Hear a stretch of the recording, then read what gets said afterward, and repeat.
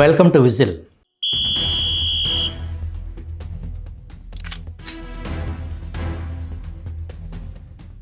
పరకాల ప్రభాకర్ ఆంధ్రప్రదేశ్లోనే నరసాపురం ప్రాంతానికి చెందిన వ్యక్తి. 5 అడుగుల 5 అంగుళాల ఎత్తు, 65 కేజీల బరువు, గ్రే హెయిర్తో కనిపిస్తారు.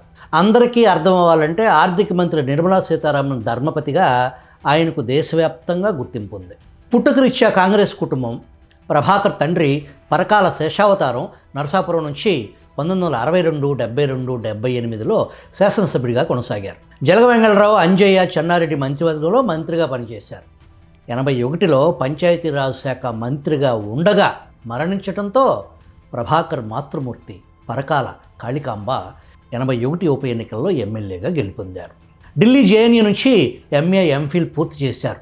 కాంగ్రెస్ విద్యార్థి విభాగం నాయకుడిగా పనిచేశారు. లండన్ స్కూల్ ఆఫ్ ఎకనామిక్స్లో పిహెచ్డి పూర్తి చేశారు. 94 నుంచి 96 వరకు కాంగ్రెస్ పార్టీలో కొనసాగారు. కాంగ్రెస్ నుంచి 94, 96లో ఎమ్మెల్యేగా, ఎంపీగా పోటీ చేసి ఓడిపోయారు. కాంగ్రెస్ను విడిచి 97 నుంచి 2006 వరకు బీజేపీలో కొనసాగారు. 98లో బీజేపీ నుంచి నరసాపురం ఎంపీ అభ్యర్థిగా పోటీ చేసి ఓడిపోయారు. 2006లో ఈస్ట్ వెస్ట్ గోదావరిలో 2 చోట్ల బీజేపీ తరపున శాసనసభకు పోటీ చేసి ఓడిపోయారు. 2008లో ప్రజారాజ్యం పార్టీలో కొనసాగి సంచలన ఆరోపణలతో బయటకు వచ్చారు. 2014లో ఏపీ ప్రభుత్వం కమ్యూనికేషన్స్ సలహాదారుగా నియమించింది. 2018లో రిజైన్ చేశారు. రిజైన్కు కారణం నాటి ప్రతిపక్షం వైసీపీ నేతల వ్యాఖ్యలకు తాను బాధపడ్డానని, కేంద్ర రాష్ట్ర ప్రభుత్వాల మధ్య అనుమానాలు లేకుండా ఉండటానికి తాను రాజీనామా చేస్తున్నట్లు నాడు ప్రభాకర్ ప్రకటించారు. ఇదంతా ఎందుకు చెప్పాల్సి వస్తుందంటే, మొన్న జరిగిన సార్వత్రిక ఎన్నికల్లో ప్రజల తీర్పును పరకాల ప్రభాకర్ అవమానిస్తున్నారు. కల్పిత అంకెల గారడి కట్టుకథలతో ద వైర్లో ఒక వ్యాసం రాశారు. అంకెలతో ఆటలు ఆడి మిరాకిల్ అని ఒక కథనాన్ని పుట్టించారు. ఇంకేముంది, మేధావులు రంగంలోకి దిగిపోయారు. తెలంగాణ రాష్ట్రం నుంచి ఆదిలాబాదుకు చెందిన కసనగొట్టు నాగేశ్వర్ రంగంలోకి దిగి తన సహజ సిద్ధ వంట మొదలుపెట్టారు. మే 13 రోజు మీకు 5 గంటల సమయంలో సాయంత్రం ఆంధ్రప్రదేశ్లో అప్పటి వరకు 68.04% పోలింగ్ జరిగినట్టుగా చెప్పారు. మే 17న 4 రోజులు ఎందుకు పట్టిందో ఫైనల్ డేట్ ఇవ్వడానికి ఇప్పటికీ ఎవరికి అంత పట్టదు ఈ ఆధునిక టెక్నాలజీ ఏజ్లో. సో టోటల్ పోలింగ్ 80.66%గా మే 17న విడుదల చేసిన ప్రెస్ రిలీజ్లో ఎలక్షన్ కమిషన్ ఆఫ్ ఇండియా పేర్కొంది. ఈ 3500 పోలింగ్ బూతుల్లో 11:45 తర్వాత 2 AM వరకు జరిగిన పోలింగ్ వల్ల 4.16% ఓవరాల్ పోలింగ్ పర్సెంటేజ్ పెరిగింది ఎన్నికల కమిషన్ డేటా ప్రకారం. అంటే యాక్చువల్ నెంబర్ ఆఫ్ ఓట్స్గా చూస్తే 17,19,482 ఓట్లు పోలైనట్టు. అంటే ఒక్కొక్క పోలింగ్ బూతుల్లో ఈ అర్ధరాత్రి నుంచి తెల్లవారు 2 లోపల 491 ఓటర్స్ పర్ బూత్ ఓటేశారు. ఇక మార్నింగ్ 7 AM నుంచి ఈవినింగ్ 5 PM వరకు ఆంధ్రప్రదేశ్ మొత్తంలో 46,389 పోలింగ్ బూత్లు ఉంటే 46,389 పోలింగ్ బూతుల్లో ఎవరేజ్న గంటకు 60.7 ఓట్స్ పడ్డాయి. 60.7 అంటే నిమిషానికి 1 ఓటేశారు. కానీ మిడ్ నైట్ 11:45 నుంచి 2 AM మధ్యలో ఎంతమంది ఓటేశారు? 2 hours and 15 minutesలో 491 ఓటేశారు. 2 hours 15 minutesలో 491 అంటే more than 200 votes per hour పోలేనాయి. అంటే నిమిషానికి 3 కన్నా ఎక్కువ పోట్లేస్తూ పోయారు. సో అంతకుముందు 46,389 బూతుల్లో ఎవరేజ్న గంటకు 60 మంది ఓటేస్తే 60.7, ఇక్కడ గంటకు 200 అబోవ్ ఓటేశారు ఈ 3500 బూత్లో. ఈయన గురించి ఒక విషయం తెలుసుకోవాలి. ఏ రాజకీయ పార్టీలకు నాగేశ్వర్ అనుకూలం, వ్యతిరేకం పక్కన పెడితే తన ప్రతిభను టీవీల్లో చూపించాలంటే పైసలు ఇస్తే కానీ ఆయన నోరు విప్పరు. టీవీ ఛానళ్లకు మాటలు అమ్ముకోవటం ఆయన మొదటి నుంచి చేస్తున్న పని. మేధావి ట్యాగ్ అదనం. ఇంకో యూట్యూబర్ వైర్ ఏం చెప్పింది అని హెడ్డింగ్ పెట్టారు. వైర్ చెప్పింది అని చెబితే విలువ పెరుగుతుందని, అది నిజమని నమ్మించే ప్రయత్నం అన్నమాట. ఇక్కడ వైర్ ఏం చెప్పలేదు.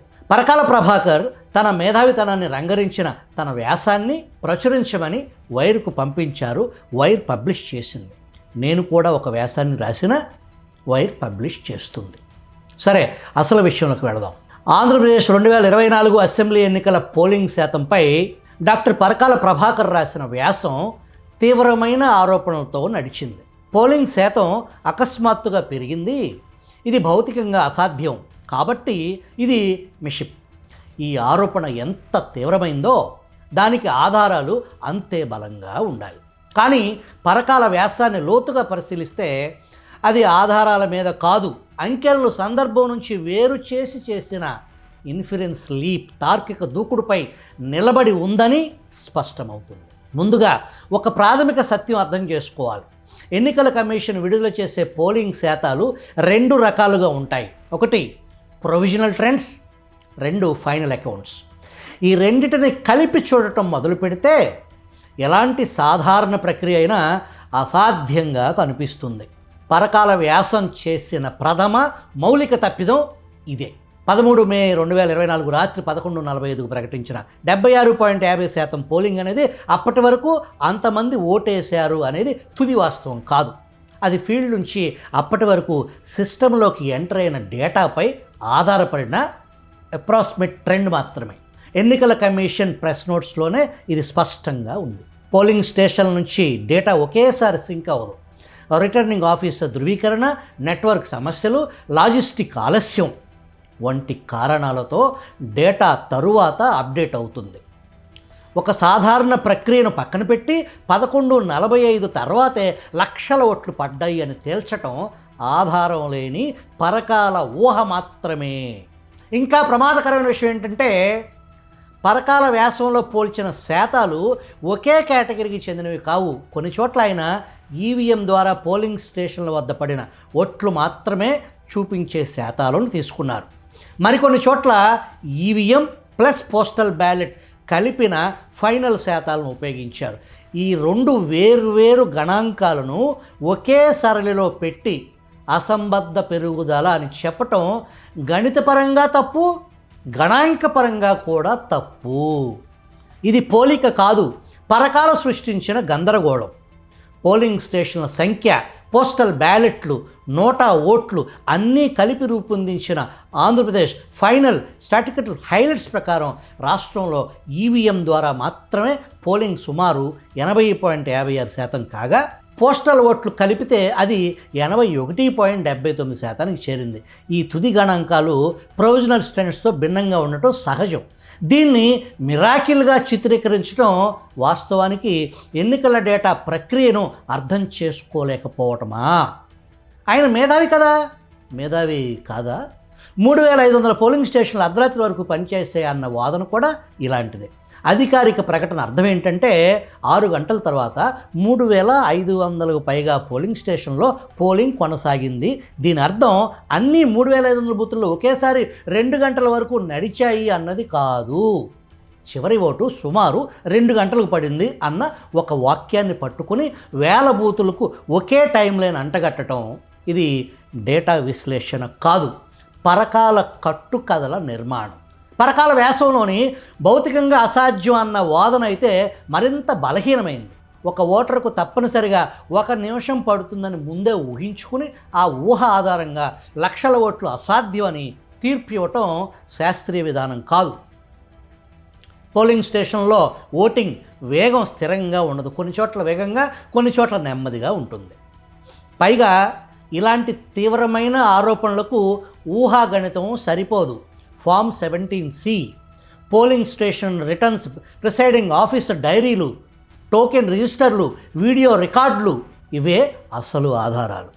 ఆ ఆధారాలు చూపకుండా అసాధ్యం అని ప్రకటించటం ఒక అభిప్రాయం మాత్రమే.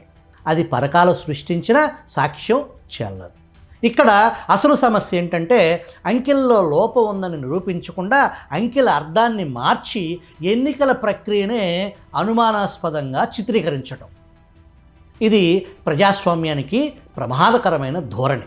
ఎందుకంటే రేపు ఏ ఎన్నికల్లోనైనా ప్రొవిజనల్ ట్రెండ్స్ ఫైనల్ సంఖ్యలకు మారితే అది లాజిక్తో మోసం అని అరుస్తారు. ప్రజాస్వామ్యంలో ప్రశ్నించటం హక్కే, కానీ ప్రశ్నలు రికార్డులపై ఉండాలి, ఊహలపై కాదు. ఎన్నికల కమిషన్ను ప్రశ్నించాలంటే శాతాల టైం లైన్ కాదు, పోలింగ్ స్టేషన్ స్థాయి ఫామ్ 17C లెక్కలే ప్రమాణం. అవి తప్పైతే ఆరోపణలకు బలం ఉంటుంది, అవి సరైనవైతే శాతాల మధ్య తేడాలను మిరాకిల్గా చూపించటం పరకాల బాధ్యతారాహిత్యం అవుతుంది. అంకెలను సందర్భం నుంచి వేరు చేస్తే ఏ సాధారణ ప్రక్రియ అయినా కుట్రలాగా కనిపిస్తుంది. కానీ ప్రజాస్వామ్యం నిలబడేది అనుమానాలపై కాదు, ఆధారాలపై. ఆధారాలు లేని చోట ఆరోపణలకు స్థానం లేదు, ఉండకూడదు కూడా. పరకాల వాదన మే 13 సాయంత్రం 5 గంటల వరకు ఏపీలో పోలింగ్ 68.04, ఇది 10 గంటల పోలింగ్ సగటున గంటకు 6.8%. ఇక్కడే పరకాల ఇంకొక తప్పు చేశారు. 5 PMకి ప్రకటించిన 68.4 అనేది ప్రొవిజనల్ ట్రెండ్, తుది పోలింగ్ కాదు.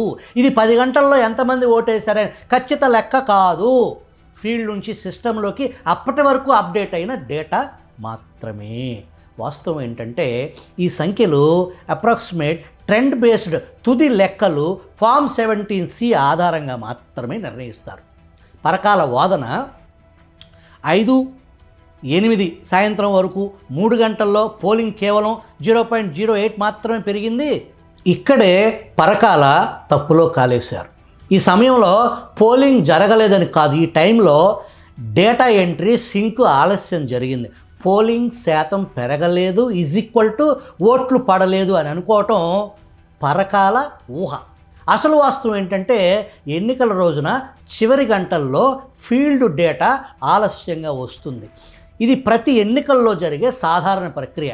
పరకాల వాదన సాయంత్రం 8 నుంచి 11:45 మధ్య పోలింగ్ శాతం ఒక్కసారిగా 8.38 పెరిగింది. ఇది అసాధ్యం.